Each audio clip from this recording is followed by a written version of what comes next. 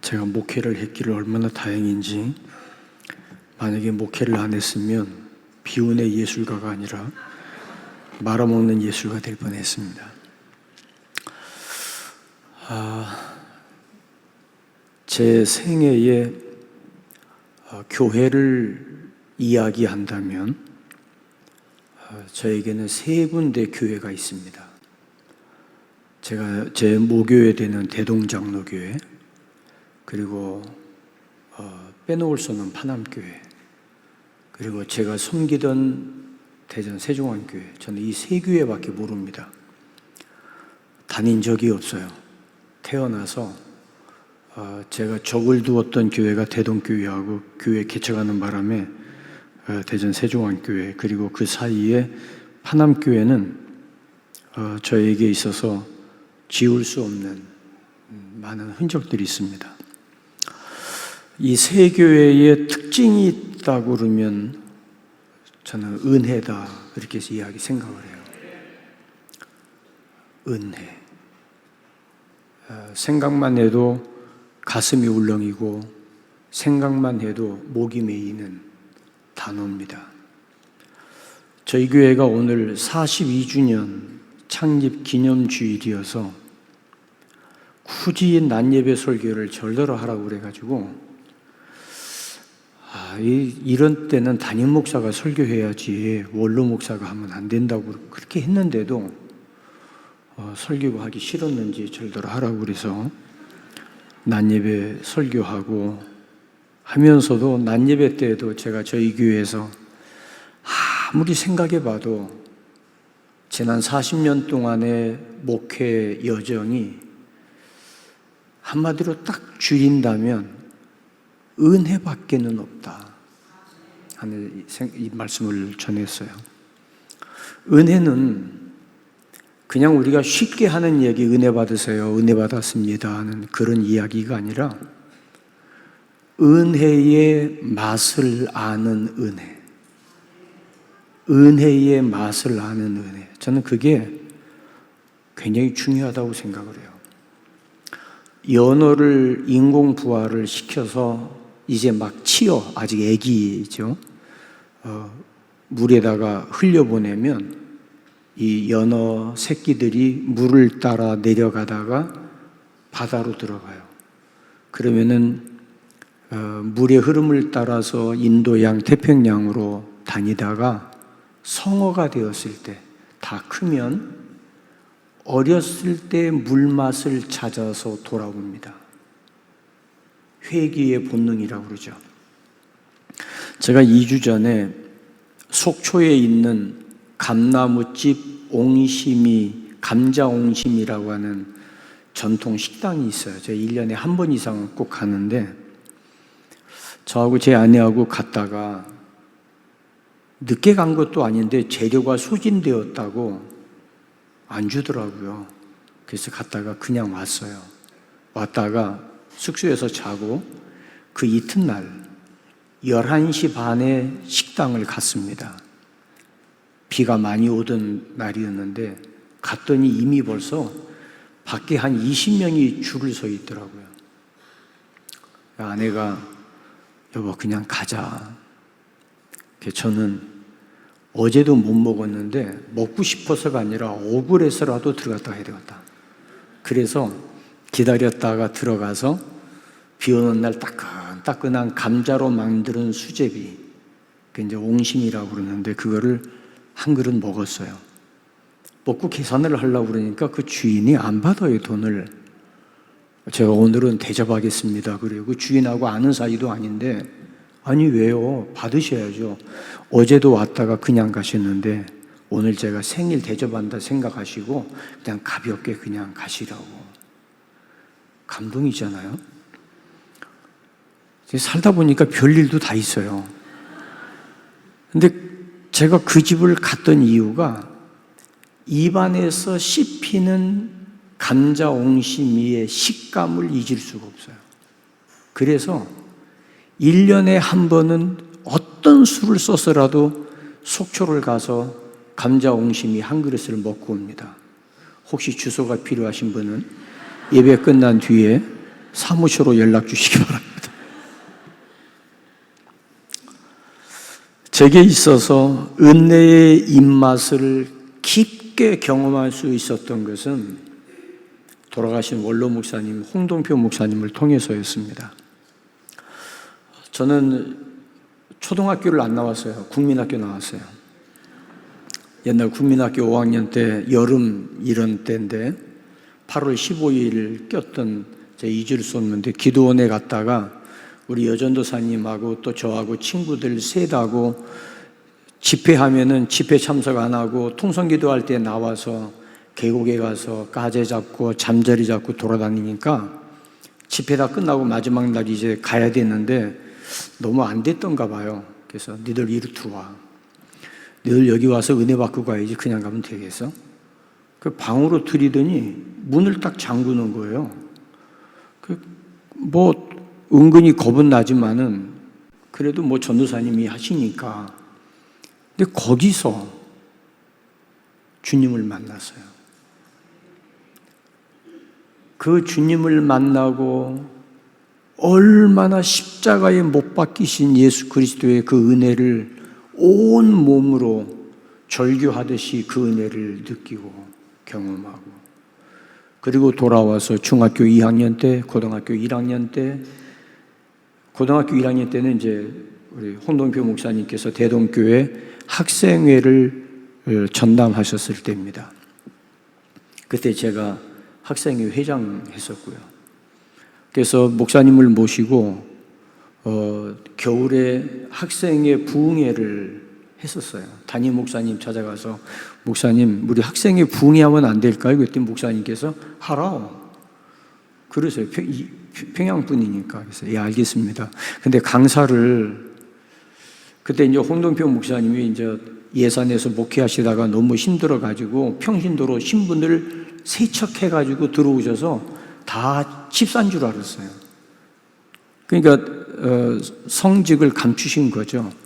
그래서 강사는 홍동표 집사님 그냥 우리 학생의 지도교사니까 모시고 하면 안 되겠냐고 그러면은 지금 생각해 보면은 이게 굉장히 무리한 얘기였어요. 제가 목사 되고 나니까 그걸 알겠더라고요. 만약에 우리 교회에서 누가 와서 자기네 교회 학생의 지도교사를 강사로 하고 붕의한다고 그러면 제가 허락하겠어요? 근데 목사님께서 하라. 너무 쉽게 대답을 하셔서 그날 밤에 찾아갔어요. 목사님을. 우리 학생의 부흥회하기로 했습니다. 목사님한테 허락받았습니다. 호호, 강사는 집사님이요? 그랬더니 웃으면서 도란지치면서 정신 나갔다 있는 거예요. 말도 안 되는 소리를 하냐고. 어쨌든 담임 목사님 허락 받았으니까 우리는 준비하겠습니다. 그래서 기독교 서점에 가가지고 옛날에 십자가 큰 거 있는 부흥회 포스터 사가지고 거기다 강사 홍동표 집사 써가지고요 대전 시내 다 뿌렸어요. 교회마다 다니면서 그 추운 겨울날 다 붙였습니다. 그리고 이제 첫 집회를 하는데 뭐 그렇게 해놨으니 뭐 빼도 박도 못하는 거 아니에요? 사실 이제 지났으니까 얘기지만은요 그럴 때마다 우리 홍성현 담임 목사님의 아버님 되시는 홍동표 목사님은 주일날 아침에는 자전거 타고 보문산으로 도망가서 설교 안 한다고. 그런 일이 한 2번 있었어요. 참, 우리는 기다립니다. 교회 사실 목을 메고 기다리는 거죠. 그럼 결국 또 오세요. 오시면서 한 번씩 그러세요. 근데 우리는 학생들은 그 말씀에 굶주린 거예요. 은혜에 정말 사무치게 은혜를 기다리는 거예요. 그래서 그 첫 집회를 했는데 그때 대동교회 1층이 꽉 찼어요. 월요일부터 토요일까지 부흥했는데 그때 아마 제 기억상에는 대전에서 최초의 학생의 집회가 아니었나 생각이 되어져요. 그리고 나서 매년마다 겨울, 여름이면 1년에 2차례씩 학생의 산상 집회, 여름에 학생의 부흥회, 겨울에 교회에서 2번씩 집회를 했습니다. 그러다가 백인성 목사님이 홍동표 집사님을 목사 안수 받게 해가지고 목사 안수 받자마자 파남교회로 파송을 하셨어요. 야, 우리도 어떻게 했어요? 학생들은 미치겠는 거예요. 그래서 대동교회에서 9시 학생회 예배 끝나면 10시입니다. 10시에 걸어서 파남교회로 와서 은혜 받고 목사님 댁에서 점심 얻어먹고 그리고 갔어요. 얼마나 은혜가 그리웠던지, 얼마나 은혜를 사모했던지, 그 은혜 받기 위해서. 은혜 아니면 살아갈 수가 없는 거예요. 그 은혜가 아니면 하루를 버틸 수가 없고 한 주간 동안 학교 생활을 버티고 갈 수 있는 방법이 없더라고요. 그래서 여기 와서 예배 드리고, 어떨 때는 저녁 때까지 있다가 저녁 예배 드리고, 부흥이 하면 아예 여기서 살았어요. 아예 교회에서 그냥 자고 은혜 받고 새벽 예배 끝나고 낮 집회 끝나고 집에 갔다가 저녁에 또 은혜 받고. 그래서 파남교회는 저에게 은혜의 젖줄이었고 은혜의 오아시스였어요. 고등학교 시절 대동교회와 파남교회를 오가면서 어린 시절 저의 신앙생활은 표현할 수 없는 행복감 그 자체였습니다. 방금 적전실에서 이렇게 오다 보니까 옛날 파남교회 그 종탑이 있는 사진이 있더라고요. 거기 여자 5명인가 6명의 여자가 있는데 제가 그거 보고 얘네들이 여기 왜 있는 거야? 전부 다 대동교회 학생이었거든요. 여기 와서 예배 드리고 이제 가는 거예요.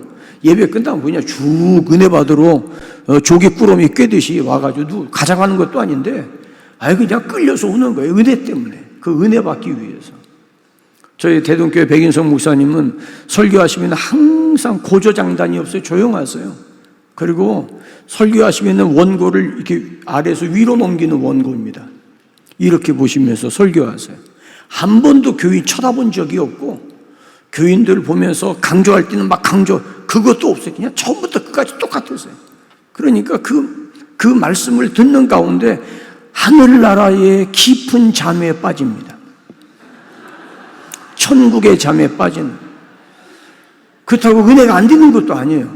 은혜는 받는데 그야말로 졸졸졸졸 흐르는 은혜. 그러다가 여기 오면 홍 목사님 설교 죽은 사람도 눈을 떠요. 아시잖아요. 이거 한마디 하면 자던 사람 경기 일으키게 눈 뜹니다. 그분 설교할 때 존다는 거는 거의 불가능한 일이고, 그런 가운데서도 졸았다면 천국 가기 얼마 안 남은 분들이세요. 대부분이. 그 은혜에 대한 이 간절함, 그 은혜의 맛을 우리는 학생 때 너무 일찍 은혜의 맛을 알은 거예요. 그리고 나서 제가 신학교 가고 목사 안수 받고 교회를 개척하고 섬기는 동안 내내 제 인생을 사로잡았던 것은 은혜라는 두 글자였어요. 은혜 없이는 살아갈 수가 없다.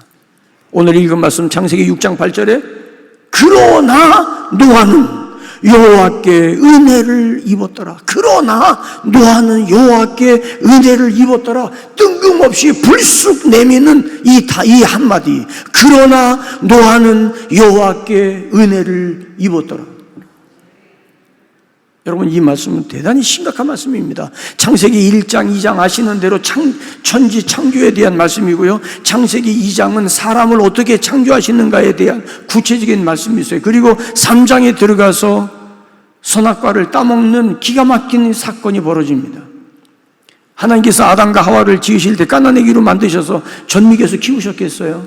이미 성인으로 만드셨을 텐데, 성인이 되어서 하나님의 첫 창조의 작품이고 하나님께 지음받았던 아담과 하와가 하나님의 그 준엄하신 명령, 선악을 알게 하는 열매를 따먹지 말라, 먹으면 정령 죽으리라, 이 한마디를 지키지 못해서, 다른 것도 아니고 선악과 따먹지 말라는 그 한마디, 이 간단하고 단순한 이 한마디 말씀을 가슴에 담지 못해서 뱀의 속삭이는 소리에 선악과를 따먹고 함께 있는 남편 아담에게까지 주어서 같이 먹였어.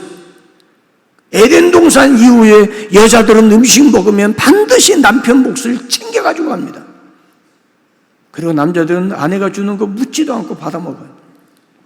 감사한 것은 거기 독약이 있는지 없는지 한 번도 검사해보지 않고 주는 대로 받아 먹고 여태 살고 있다는 사실이 저는 이게 기적이라고 생각해요. 저녁에 잠잘 때 남자들이 손아까 준 여자라고 지나가다가 화장실 가는 척하고 한 번 목이라도 밟을 뻔한데 한 번도 목 한 번 밟지 않고 조용히 화장실 달 자놓으시면서 부부가 행복하게 살고 있는 것은 저는 기적 중에 기적이 가정에 있다고 생각해요. 은혜입니다.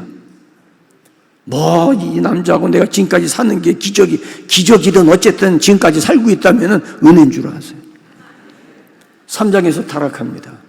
창세기 4장에서 최초의 예배가 나옵니다. 가인과 아벨의 예배입니다. 이 예배에서 하나님이 아벨의 제사를 받으시고 가인의 제사를 받지 않으셨다가 아벨이 인류 역사상 첫 번째 죽음을 경험합니다. 죽는다는 게 뭔지 몰랐죠. 죽음이 얼마나 무서운 건지 아무도 몰랐습니다. 그런데 예배 때문에 죽었습니다. 예배 때문에 가인은 동생을 죽였어요. 그리고 아벨을 대신해서 하나님이 셋을 주셨어요. 셋이라니까 하나 둘 세 명이 아니고 이름이 셋입니다. 셋 이름이 셋. 하여튼 한국 이름이 참 까다롭긴 한데 어쨌든 뭐 세 명이라고 생각하시든 셋이라고 생각하시든 여러분들 알아서 해결하시고 아벨 대신에 하나님이 셋을 주셨어요. 그리고 나서 5장에 들어가서 족보 이야기가 나와요. 한번 보실까요? 이 족보는 우리나라 미디어 선교회에서 성경에 나오는 아담의 족보를 이렇게 연결해서 만드는 그림입니다. 이 족보를 보시면 아담으로부터 시작해서 10대에 이르는 계보가 나와 있어요. 이 족보 이야기가 5장이에요. 그리고 나서 6장으로 들어갔는데 여기 중요한 것은 조금 계속 좀 보여주세요. 여기 중요한 것은 아담, 셋, 에노스, 게난, 마할랄렐, 야렛, 에녹, 무드셀라, 라멕, 노아입니다. 잘 보시면 노아가 태어났을 당시, 지금 이쪽에 파란 손으로 줄이 된 노아가 노아 홍수를 기점입니다. 이 파란 줄이 홍수를 기점이고 그 앞에 아담과 셋은 노아가 태어날 때 이미 이분들은 돌아가셨어요. 노아가 태어났을 때 아담과 셋은 돌아가셨고 그리고 에노스, 게난, 마할랄렐, 야렛이 그 시대에 동시대에 살아 있었어요. 단 에녹은 하나님이 데려가셨어요. 노아가 태어났을 때 에녹은 보지 못했어요. 이 기간이 10대입니다. 아담, 그리고 셋, 에노스, 게난, 마할랄렐, 야렛, 에녹, 무드셀라, 라멕, 노아까지 10대인데 이 10대가 살고 있던 기간이 약 1600여 년입니다. 나이가 많았으니까. 중요한 건 뭐냐면 중요한 것은 노아에게 홍수가 임하기 전에 에녹은 하나님이 데려가셨고 에녹의 아들 무드셀라는 홍수가 나기 전에 아마 그 홍수가 난 그 해와 무드셀라가 죽은 해가 겹치는데 아마도 무드셀라가 죽고 난 뒤에 홍수가 임했던 것 같아요. 말씀을 드릴게요. 그리고 라멕은 노아의 아버지 라멕은 홍수가 임하기 5년 전에 하나님이 먼저 데려가세요. 여기 중요한 게 뭐냐면 중요한 것이 노아의 홍수가 임하기 전에 에녹은 데려가셨는데 무드셀라가 하나님이 데려가시고 그리고 노아의 아버지 라멕을 먼저 데려가시고 그리고 난 뒤에 하나님이 홍수로 심판하십니다. 이 과정에 유다서 14절 15절에 보면 유다서에 보면 에녹이 하나님의 심판을 예언하는 장면이 나와요. 유다서에. 그 심판하는 하나님의 심판을 경고하는 내용 가운데 핵심이 뭐냐면 경건하지 않은 자들에 대하여 하나님이 심판하신다는 말씀이 나옵니다. 자, 그러면 보세요. 에녹이 하나님과 300년을 동행했어요. 언제부터냐? 무드셀라를 낳고 하나님과 동행하기 시작합니다. 이유는요, 무드셀라의 이름의 뜻이 창을 잡았다는 뜻이에요. 다시 말하면 신학자들의 해석에 의하면 무드셀라가 죽으면 하나님이 심판할 것이라고 하는 경고를 이미 에녹에게 하셨다는 거예요. 그러니까 에녹이 무드셀라를 아들을 낳고 난 뒤부터 하나님이 심판하신다는 이 말씀 앞에 너무 두려움 속에 하나님의 심판을 준비하는 이 삶을 살았고, 그래서 이 말씀을 후손들에게 계속 전하는 거예요. 하나님이 심판한다, 경건하게 살아라, 바르게 살아야 된다, 조심해서 살아야 된다. 그래서 이 말씀이 유다서 14절 15절에 기록이 되어 있고, 그래서 무드셀라를 낳고 나서 하나님과 300년을 하루같이 동행하다가 하나님께서 에녹을 데려가셨어요. 이게 더 이상 두면 안 되겠다. 자, 그런데 그러면 무드셀라는 어떻게 될까요? 아버지가 자기를 낳고 난 뒤에 아버지의 삶이 다른 사람하고 전혀 다른 삶이었어요. 그 당시에 사람들은 탐욕적이었고 정욕적이었고, 그 당시에 사람들은 잔인하고 난폭했어요. 자기의 욕심을 채우고 자기가 원하는 것을 얻기 위해서라면 사람을 죽이는 것을 전혀 개의치 않았던 그런 잔인한 시대였어요. 그래서 창세기 6장에 보면 사람들의 생각의 계획이 항상 악했다라고 기록해요. 사람들의 생각과 계획이 항상 악했다. 그런데 에녹은 무드셀라를 아들을 낳고 난 뒤부터 그 시대 사람들과 같은 탐욕, 그 시대 사람들과 같은 정욕, 그 시대 사람들이 중요하게 여기는 가치 다 내려놓고 하나님 앞에 하나님의 은혜를 구하며 하나님 앞에 살아가는 삶을 300년 동안을 하루같이 살아가며, 에녹은 아들 무드셀라에게 분명히 교훈했을 것이라고 봐요. 그리고 무드셀라가 라멕을 낳습니다. 라멕이 노아를 낳았습니다. 그런데 6장 8절에 그러나 노아는 여호와께 은혜를 입었더라. 그러나 노아는 여호와께 은혜를 입었더라. 그 같은 시대 사람들이 하나님의 아들들이 사람의 딸들의 아름다움을 보고 자기들의 보기에 좋아하는 여자를 아내로 삼았다고 기록되어 있어요. 이게 무슨 말이냐면, 하나님의 뜻이고 한 남자와 한 여자를 짝지어서 한 몸이 되게 했다. 하나님의 뜻 안에서 남자와 여자가 만나서 가정을 이루고 결혼을 하고 하는 그것이 아니라, 하나님의 뜻은 상관없고 내가 원하는, 내가 내 마음에 맞는, 내 정욕에 맞는, 내 눈에 보기 좋은, 요즘 말대로 소위 말하는 섹시한 사람을 만나서 누구든지 내 아내로 삼고 내가 원하는 가정을 이루고 내가 원하는 꿈을 이루어 나갔다, 그 말이에요. 그러는 과정에서 내 앞길을 가로막고 내게 걸림돌이 되는 사람들은 나의 탐욕을 채우기 위해서 가차없이 죽이는 이런 잔인한 폭행들이 있었던 그 시대를 보고 있는 거예요. 누굽니까? 하나님의 창조하심을 받은 아담의 후손들이에요. 오래되지도 않고 길어봐야 1600여 년의 세월 속에 나를 지으신 하나님께 예배하고 찬양하고 하나님께 영광을 돌리고 하나님의 뜻을 구하는 삶이었어야 되는데, 자기들의 욕심을 따라, 자기의 탐욕을 따라, 자기의 명예를 따라, 자기의 지위를 따라 내 계획에 맞겠다 생각하는 사람들을 아내로 선택해서 결혼을 했어요. 그리고 아들들을 낳고 딸을 낳았어요. 그런데 그 자녀들이 당대의 유명한 사람이라, 당대의 유명한 네피림이었더라. 이게 무슨 말입니까? 성공했어요. 그들의 생각이 맞았어요.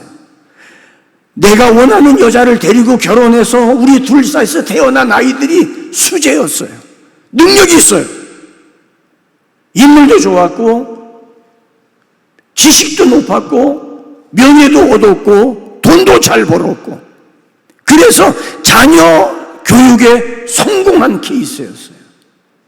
그러니까 하나님의 뜻보다도 내 생각과 내 계획대로 경영하고 운영했던 가정이 훨씬 더 잘 된 거죠. 그러면 내가 원하는 걸 얻을 수 있었고, 내가 원하는 것에 방해되는 것을 제거하는데 전혀 문제가 되지 않았던 거예요. 그런데 노아는 여호와께 은혜를 입었더라. 그러나 노아는 여호와께 은혜를 입었더라. 창세기 6장 5절에 사람의 죄악이 세상에 가득함과 그의 마음으로 생각하는 계획이 항상 악할 뿐임을 보시고, 자녀들이 좋은 자녀가 태어나고 성공적인 자녀가 태어나고 당시 사회에 유명한 저명한 인사들이 태어나고 했지만 하나님의 눈으로 볼 때에는 사람들의 마음으로 생각하는 계획이 항상 악했다는 것은 하나님밖에는 보이지 않는 거예요. 하나님의 눈에 볼 때에는 악했어요. 이 말은 뭐냐면 이미 그들의 생각 속에 하나님이 존재하지 않았어요. 하나님 없이도 성공할 수 있고, 하나님 없이도 잘 될 수 있고, 하나님 없이도 신앙생활 안 해도, 교회 가지 않아도, 11조 생활하지 않아도, 주일날 교회 가지 않고 학원에 가도, 아이들 원하는 대학에 척척 들어가고, 서울대 가고 하버드대 가고 외국으로 유학 가고, 그러면서 아이들이 잘 돼서 그 지역에 유명한 사람이 되고 돈 잘 벌고 그랬던 거예요. 그러나 노아는 여호와께 은혜를 입었더라. 무엇을 의미합니까? 이 말씀을 히브리어를 그대로 번역한다면, 그러나 노아는 여호와께 은혜를 입었다는 말은 노아는 하나님의 눈에 합당한 은혜를 구했다, 이 말이에요. 하나님의 눈에 합당한 은혜를 구했다. 내가 원하는 것이 아니라, 내가 원하는 명예가 아니라, 내가 원하는 세상적 성공이 아니라, 내가 원하는 내 영역을 확장하는 게 아니라, 노아는 증조 할아버지 에녹, 할아버지 무드셀라, 아버지 라멕 3대를 이어 내려오는 하나님의 심판이 있을 것이라는 이 말씀을 들으면서 노아는 하나님의 은혜를 구하는 일에 집중했고, 하나님의 은혜를 얻기 위해서라면 어떤 것도 문제 삼지 아니하고 은혜 받는 것을 우선적으로 했던 노아의 모습인 것을 성경은 우리에게 말씀합니다. 사람들이 말하는 지혜, 지식, 명예, 권력, 돈으로 살지 않고 나는 은혜로 살아가리라. 증조 할아버지 에녹께서 할아버지 무드셀라에게 하셨던 말씀, 할아버지로부터 숱하게 들어왔던 증조 할아버지 에녹을 통해 하셨던 경고, 아버지 라멕이 어떻게 하나님 앞에 살았는가에 대한 신앙의 발자취를 따라서 노아는 하나님의 은혜를 구했다. 무엇을 말합니까? 은혜를 입은 사람은 하나님의 마음을 구합니다. 은혜 받으면 내가 원하는 것을 이루려고 하는 욕심이 아니라 진정한 하나님의 은혜를 입으면, 은혜를 받으면 하나님이 기뻐하시는, 하나님이 원하시는 하나님의 뜻에 초점을 맞추고 그 하나님이 기뻐하시는 일을 위해서 혼신의 힘을 다한다. 은혜의 맛을 아는 사람은 은혜에 집중하는 법입니다. 교회가 종교 생활의 하나가 아니라 하나님의 위로부터 오시는 그 하나님의 은혜, 은혜의 깊은 맛을 보면 은혜 받았다는 만족감이 아니라, 은혜 받았다는 포만감이 아니라 진짜 은혜 받으면 은혜를 더 사모하는 것이 은혜의 속성이에요. 은혜 받으면 은혜가 더 받고 싶어요. 진짜 낮 예배 때 은혜 받으면 저녁 예배 은혜에 빠질 수가 없어요. 저녁 예배 때 은혜 받으면 새벽에 빠질 수가 없어요. 하나님이 언제 은혜 주실지 알 수가 없으니까.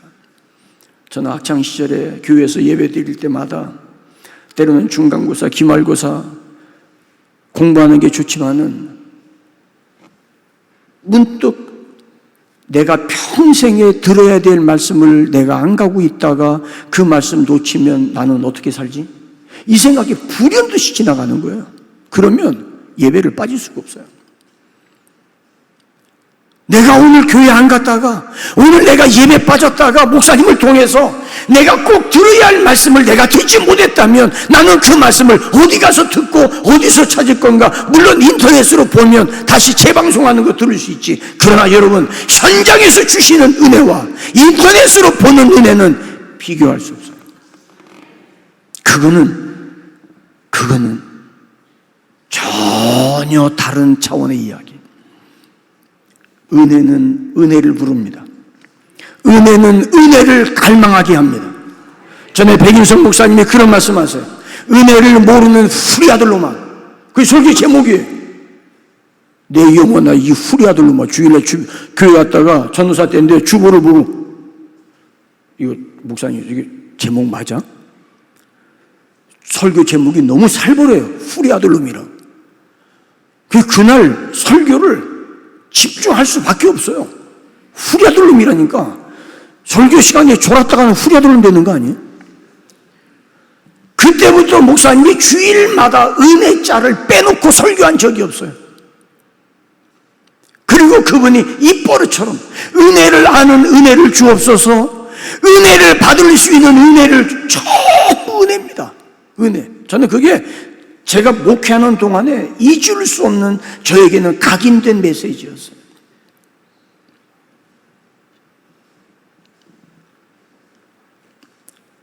홍 목사님 설교를 듣고 앉아 있으면은 그 말씀 속에서 한마디 한마디 속에서 하늘에 불이 떨어지는 것 같아요. 그 말씀을 들으면서 영혼에 불이 붙고, 그래서 우리는 학생 때 우리 학생의 예배를 인도하시는데도요, 얼마나 집중을 하시는지 양반다리하고 앉아서 설교를 들을 수가 없어요. 앉았다가 나도 모르게 무릎을 꿇게 돼요. 말씀을 들으면서, 그 말씀을 적으면서, 말씀을 들으면서 눈물이 쏟아지고, 말씀을 들으면서 손에 땀이 쥐어지고, 말씀을 들으면서 불이 오고, 말씀을 들으면서 우리 안에 시원하게 하는 하나님의 역사가 경험되어져서, 저는 내 평생에 홍동표 목사님의 설교를 통해서 은혜 받을 수 있었던 것이 저는 얼마나 큰 축복인지 몰라요. 은혜는 은혜를 사모하게 만들어요. 여러분 교회, 우리 파남교회 오늘 예배 시간에 뒤에서 들어오면서 파남교회 안에 흐르고 있는 마르지 않는 은혜의 샘물, 하나님 우리 파남교회의 은혜의 샘물이 주님 오시는 그날까지 마르지 않기를 원합니다. 아니 가면 갈수록 더 흘러넘쳐서 발목에서 무릎으로, 무릎에서 헤엄칠 만한 강물처럼 흐르는, 그래서 이 물이 세계를 향해서 흘러가는 살아있는 생수의 은혜가 폭포수처럼 쏟아지게 하여 주옵소서. 비록 문지방에 쓰는 스미는 물로 시작이 되었지만 그 스미는 물이 무슨 의미가 있겠어요? 그냥 땅이나 적시는 스미는 물인데, 그런데 일천측을 청량하니까 어느덧 발목에 하고 무릎에 닿고 헤엄칠 만한 물이 되고, 여러분 이런 은혜가 살아있는 교회에 만나기가 여러분 결코 쉽지 않습니다. 교회는 다 똑같은 교회라고 착각하지 마세요. 여러분 절대 착각하지 마세요. 강단을 통해서 은혜가 부어지고 강단을 통해서 힘을 얻고 그냥 단순하게 위로하고 격려하는 교회가 아니라 그 말씀 속에서 죽었던 내 영혼이 벌떡 일어나고 생명이 다시 살아나고 하늘나라의 소망을 품을 수 있는 교회가 되어진다면 여러분 그 교회 어디 가서 찾을 수 없는 교회입니다. 여러분 공동묘지는요 전도하지 않아도 부흥돼요. 매일매일마다 사람들이 와서 묶어갑니다. 공동묘지에는 슬픔과 절망과 좌절과 잘 가면 공동묘지에서 위로와 격려가 있어요. 그러나 공동묘지는 죽음의 공동체입니다. 그러나 교회는 공동묘지같이 부흥하는 교회가 아니라 죽은 자가 살아나는 교회, 힘을 잃은 자가 힘을 얻는 교회, 상처 입은 자가 치유되는 교회, 하나님의 역사하심이 살아서 그 안에 생명처럼 약동하는 이 교회가 우리 반암교회를 통해서 이 지역과 대전과 세계를 향해서 뻗어가는 이 은혜가 있기를 주의 이름으로 축원합니다. 은혜의 근원은 하나님의 보좌입니다. 그래서 하나님의 보좌를 향해서 은혜를 구하는 것입니다. 두 번째는 은혜를 입은 사람은 하나님의 경건의 은혜를 사모합니다. 유다서와 베드로후서, 베드로전서, 또 또 히브리서에 보면 노아의 시대에 대한 말씀들이 나와요. 소돔 고모라에 대한 말씀이 나와요. 이 말씀들의 공통점이 있어요. 에녹을 통해서 경고했던 것은 경건치 않은 자들에 대한 심판을 경고했고, 노아 시대의 홍수는 경건하지 아니한 자들의 경건하지 않은 행동과 경건하지 않은 자들에 대하여 하나님이 심판했다고 경건하지 않음에 초점을 맞춥니다. 그리고 나서 소돔 고모라에 대한 하나님의 심판은 경건하지 아니한 자들의 모델로 보여주는 심판이라고 말씀하고 있어요. 경건하지 않음. 경건하지 않다는 말이 무슨 말이에요? 경건이라는 말이 무슨 말입니까? 거룩한 두려움? 맞습니다. 그러나 경건에 대한 책들을 읽어보고 신학자들이 해석하고 논문 쓰고 한 것들을 읽어보면 저는 제 나름대로 생각할 때 경건이란 뭐냐? 영적 예절 바릅니다. 영적 예절 바름. 더 쉽게 말하면은 버릇없는 행동, 버릇없는 말이 아니라 버릇 있는 신앙생활. 은혜 받으면 하나님 앞에 버르장머리 없이 신앙생활 할 수가 없어요. 하나님의 은혜를 받으면 그 은혜가 얼마나 소중한지 은혜를 은혜로 알 수 있는 데는 세 가지가 필요합니다. 하나는 하나님이 살아계신 것과 자기를 찾는 자들에게 상 주시는 하나님에 대한 기본 지식이 있어야 돼요. 하나님이 누군가를 알아야 돼요. 이 하나님이 심판하실 거라는 것을 알아야 돼요. 두 번째는 나를 알아야 돼요. 내가 누구인지. 로마서 5장 6절, 7절, 8절에 사도 바울께서 말씀하시기를 연약한 나를 위하여 아직 죄인 되었던 우리를, 아직 원수 되었던 우리를 하나님께서 예수 그리스도를 십자가의 죽으심으로 말미암아 우리에 대한 당신의 사랑을 확증하셨느니라. 내가 어떤 존재인가, 내가 누구인가, 내가 3대째 예수 믿고 4대째 신앙생활 한다, 그것이 우리 가정의 신앙의 명문 가문이다, 그게 아니라 내가 하나님 앞에 섰을 때 내가 누구인가를 정확하게 깨달아야 되는데, 그것은 나는 어쩔 수 없는 죄인이라는 엄연한 사실. 선지자 이사야가 우시야 왕이 죽던 그 해에 성전으로 들어갔어요. 성전에 들어갔더니 하늘에 높이 들린 보좌를 보았어요. 하나님이 거기 앉아 계시는데 하나님의 옷자락이 성전에 충만한 걸 보았어요. 그때 이사야가 화로다 나여 망하게 되었도다. 하나님을 본 사람은 나 하나님 봤다고 떠들고 다니는 게 아니에요. 진짜 하나님 만난 사람은 내가 얼마나 무서운 죄인인가를 벌벌 떨면서 고백하게 되어 있어요. 그 하나님께서 세 번째로 알아야 되는 것은 그 하나님과 죄인 사이에는 심판 외에는 아무것도 없다는 사실이에요. 하나님 외에는, 심판 외에는, 하나님이 죄인인 나를 안다면 하나님 앞에 죽을 수밖에 없는 죄인이에요. 그런데 그 하나님이 나를 택하시고 나를 사랑하시고 나를 은혜 주셔서 자녀 삼아 주셨다면 그게 은혜입니다. 이 은혜를 입었다면 하나님 앞에 버르장머리 없이 신앙생활 할 수 없어요. 그 은혜를 한다면, 진짜 은혜 받았다면 교회에 와서 큰 소리 낼 수 없어요. 진짜 은혜 받았다면 주님의 몸된 교회, 피 흘려 사신 주님의 몸된 교회에 와서 자기 고집, 자기 주장 낼 수 없어요. 결코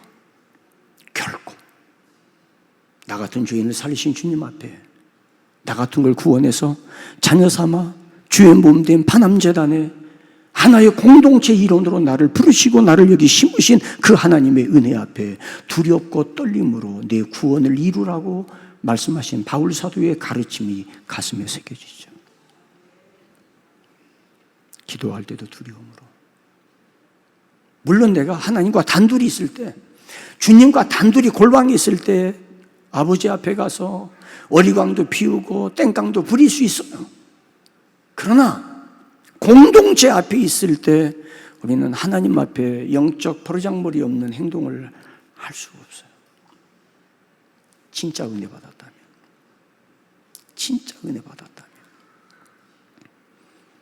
진짜 은혜 받았다면 화난다고 함부로 혈기 부릴 수 없고 하고 싶은 말 함부로 다 토해낼 수 없어요. 진짜 은혜 받았다면. 여러분 담배 피던 사람이 담배 끊어보세요. 금단 현상 와요. 불안해서 잠이 안 와요.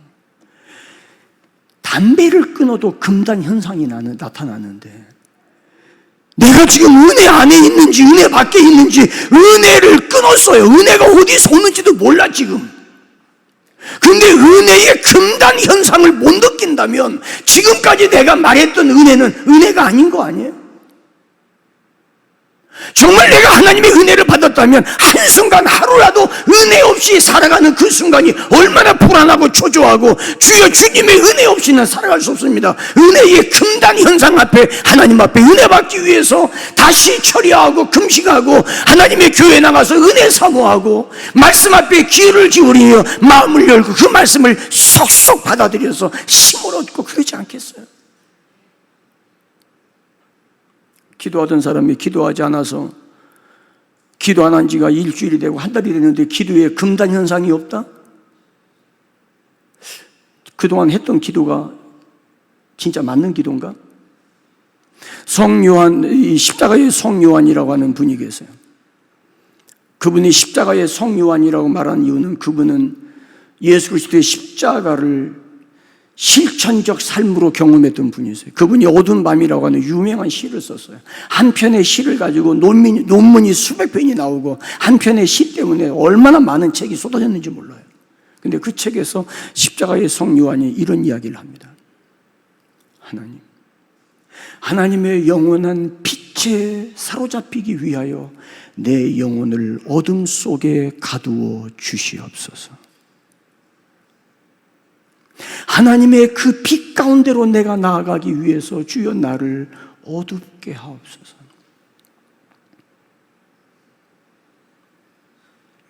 하나님의 은혜 앞에 은혜를 입었다면 이 은혜가 얼마나 소중하고 이 은혜가 얼마나 값지고 이 은혜가 내게 얼마나 보석 같은 것인가를 깨달았다면 하나님 앞에 경거망동할 수 없어요.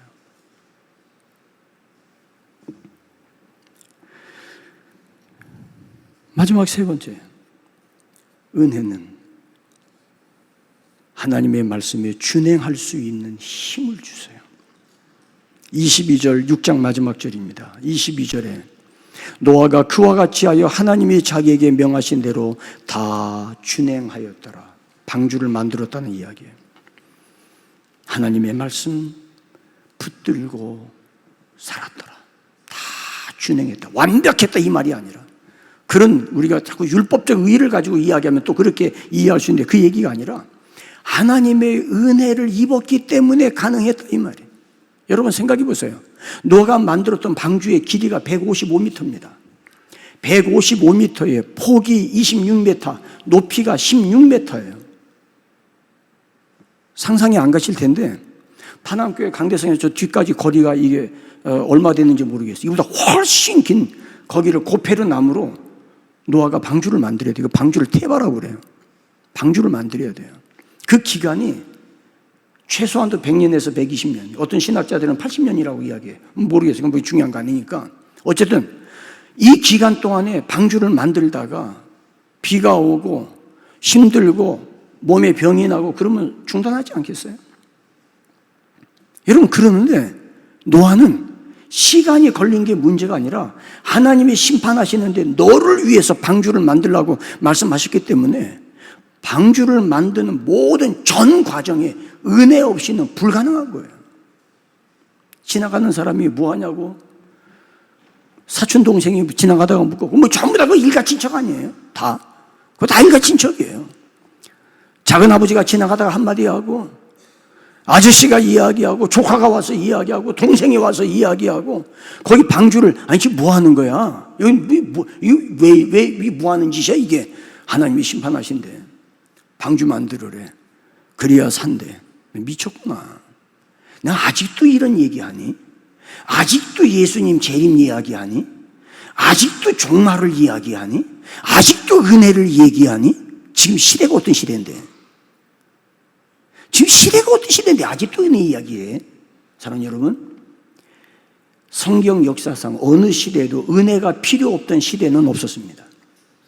어떤 시대에도 은혜 없이는 살아갈 수 없는 시대는 있었을 망정 은혜 없이도 살아갈 수 있었던 시대는 없어요. 이 긴 기간 동안에 방주를 만드는데 노아와 그 아내 아들 셋 셈함 야벳 방주를 만들 때 아들들이 아빠 꼭 이거 해야 돼요. 아빠 좀 우리 지성적으로 생각하면 안 되겠어요? 아빠 그 삼촌도 똑같이 신앙생활 하는데 이렇게까지는 안 하는데 꼭 아버지만 이렇게 유별나게 뭐 맨마다 그냥 나무 베다가 이 부하는 거세요. 아버지 좀 정신 좀 우리도 먹고 살아야 우리 학원도 좀 보내주시고 우리도 학비 좀 돼야 되는 거 아니야? 아버지 좀 너무 심한 거 아니에요? 그럴 수 있잖아요.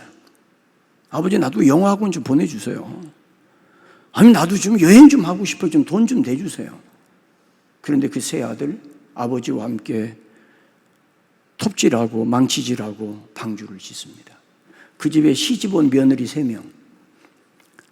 아니 그 여자들도 보통 여자들 아니에요. 아니 그 맨날 허구한 날 눈만 뜨면 가서 배 만든다고 딸거리는 그 집에 시집 가서 뭐 하겠어요? 무슨 희망이 있겠어요? 근데 거기 덜렁 시집 온 그 여자들이 보통 여자 아니에요. 보통 여자 아니에요.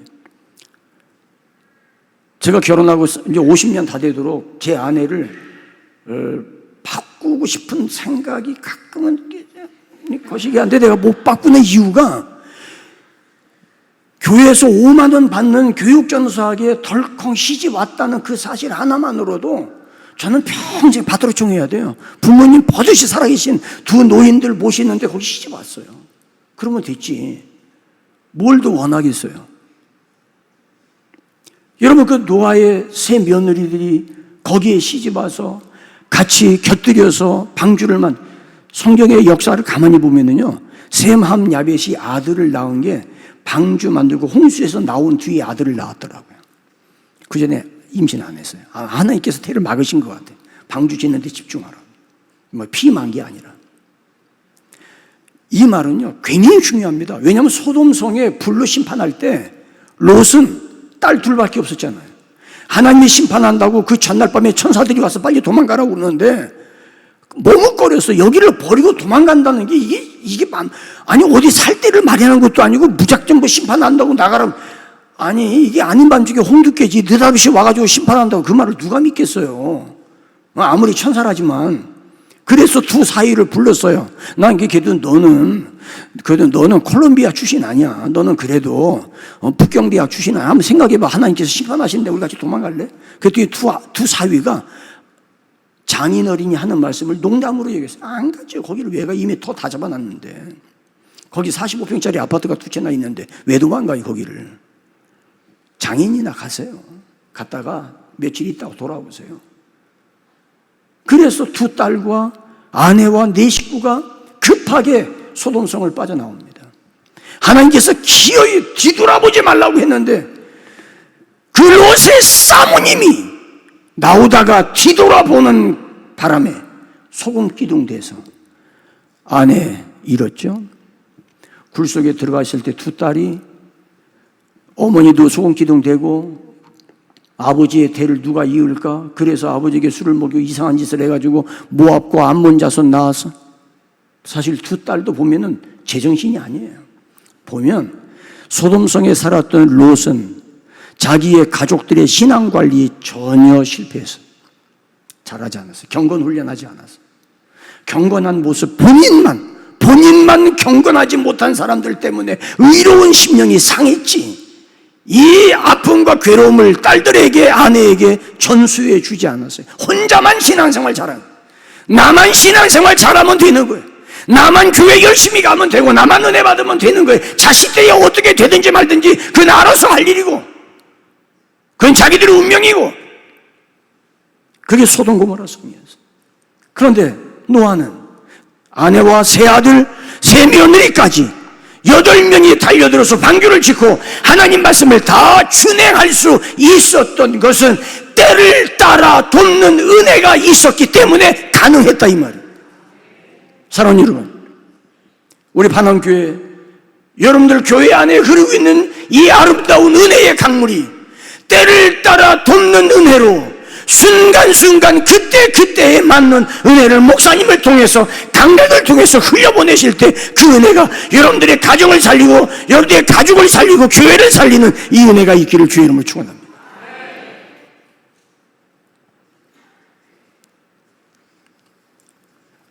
하나님, 이 시대에 우리 교회를 통해 주셨던 그 은혜가 변함없게 하여 주시옵소서. 우리 목사님 하나님 앞에 지금보다 앞으로 더 민감하게 갈수록 더 어지러워지는 시대 아닙니까? 사람이 제정신으로 살 수 없어서 필로폰 같은 마약 대마초에 손을 대서 제정신으로 정신 상태로 살아갈 수가 없어서 환각 상태에 빠져서 인생을 유린당하고 낭비하는 이 시대 아니에요. 제가 작년에 뉴욕에 갔다가 몇 년 전에 갔던 뉴욕은 활기찼어요. 그런데 어디서 이상한 냄새가 나요. 공원에 앉아있는데 도대체 울렁거려서 냄새를 맡을 수가 없어요. 보니까 그 주변에 대마초에 붙들려가지고 길 가던 사람이 이러고 있는 거예요. 그냥 몇 시간을. 그 마약하는 사람이 질비하게 어디를 가든 그 사람들이 이유가 뭐예요? 순간의 쾌락, 순간의 어려움을 모면해 보겠다고 마약에 손을 대서 영혼이 무너지고 망가지는 거 아니에요? 은혜 아니면 살아갈 수 없는 이 시대, 목사님을 통해서 주일마다 강단에 부어부어지는 그 은혜의 말씀이 나를 오늘도 다시 힘을 얻게 하고 주님 앞에 다시 서게 하고 이 세상을 살아갈 수 있는 그 은혜의 강물이 내 안에 스며들어올 때, 사랑하는 여러분, 마약이 아니라 경건의 능력으로 은혜의 힘으로 살아가는 이 은혜가 있기를 주님 이름으로 축원합니다. 때를 따라 돕는 은혜 구하십시오. 그러나 노아는 여호와께 은혜를 입었더라. 그러나 파남교회는 여호와께 은혜를 입었더라. 하나님의 눈에 보기에 맞는 은혜를 구했더라. 내가 원하는 은혜가 아니라 이 시대 하나님이 우리를 보실 때 너는 이게 필요해, 이 은혜가 너에게 필요해, 그것을 노아가 구했다 이 말이에요.